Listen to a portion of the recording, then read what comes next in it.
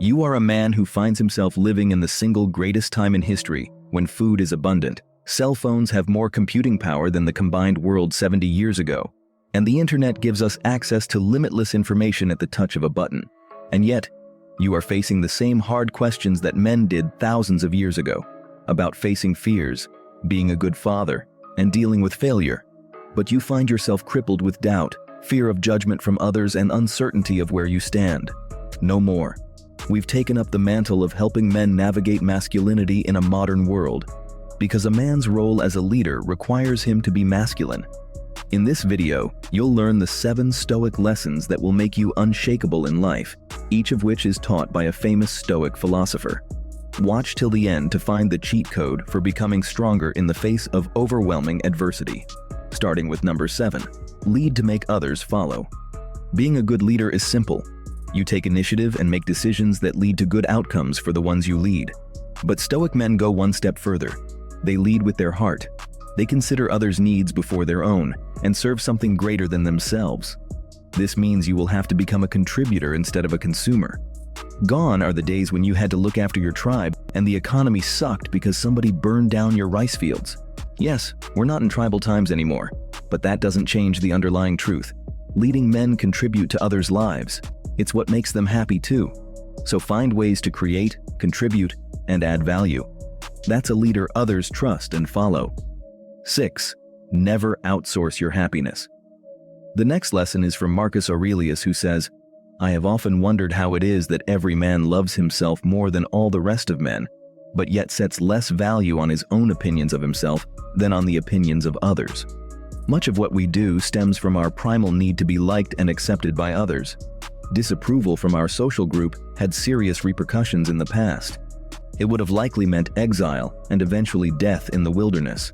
That's still true to some extent today. But how much time and effort do we spend trying to win the approval of others? What is it costing us? Men are most likely to spend money they don't have, to buy fancy things they don't need, to impress someone they don't care about. Their choice of career or lifestyle is centered around how others perceive them, rather than what is best for them. Men are held hostage and pay a king's ransom every day, with no guarantee that they will ever be free. In contrast, the Roman statesman Cato sought to lead a life that was independent of the opinion of others. He would wear the most outlandish of outfits and walk in the streets without putting on shoes. It was his way of accustoming himself to be ashamed only of what deserves shame, and to despise all other sorts of disgrace. That was the only way in which he could stand up to Julius Caesar, whom he recognized was consolidating too much power. It enabled him to make the big decisions when it counted, without fear of disapproval. You have much to learn from him. Far better for you to live life on your terms and ignore the opinions of others. Happiness should never be outsourced. Number 5. Stand your ground. Marcus Cato, a Roman statesman, wrote, "In doing nothing, men learn to do evil." In a profession that is often based on compromise, Cato was stubborn and steadfast in his beliefs. He was taught that there were no shades of gray. All virtues were the same virtue, and all vices were the same vice. It seems like an unreasonably high standard. It's undeniable that many feats have only been made possible through compromise. Yet it seems that the pendulum has swung too far today. We forgo our principles in the name of tolerance or for profit. Cato infuriated both his political allies and enemies for his sheer refusal to compromise. He demanded that his friends and family adopt the same stance without leaving room for any flexibility. But adherence to this impossible standard also earned him unshakable authority. By default, he became Rome's moral arbiter of right and wrong. We can't all be like him, but there is a lesson to be learned. If you stand for nothing, you'll fall for everything. Stay steadfast.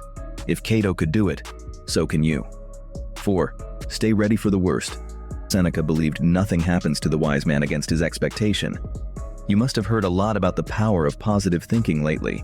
Men more than anyone else are taught that optimism and affirmations are the key to leading a happier life. But that's not entirely true. Experts believe that this practice invites passivity into our daily lives. It encourages us to simply hope for things to get better instead of taking concrete action. Rather than deny the harsh realities of life, they decided to embrace it. Hence, the Stoics regularly conducted an exercise known as premeditation malorum, which translates to the premeditation of evils. The goal was to imagine the worst events that could happen to them. For some, it was a loss of reputation. To others, it was financial ruin and poverty. But common to all was the eventuality of death. What would things look like if everything went wrong tomorrow? How would I cope with that situation? Should this change the way I live today? You must have your concerns too. The exercise never failed to yield valuable rewards. You can incorporate this lesson in your life by taking cautionary measures to ensure that the undesirable outcome would not eventuate. Even when there is a chance of failure, you will live a better life as you would have contemplated how you would weather the adversity. As a man, you should be brutally honest with yourself and never be afraid to confront reality.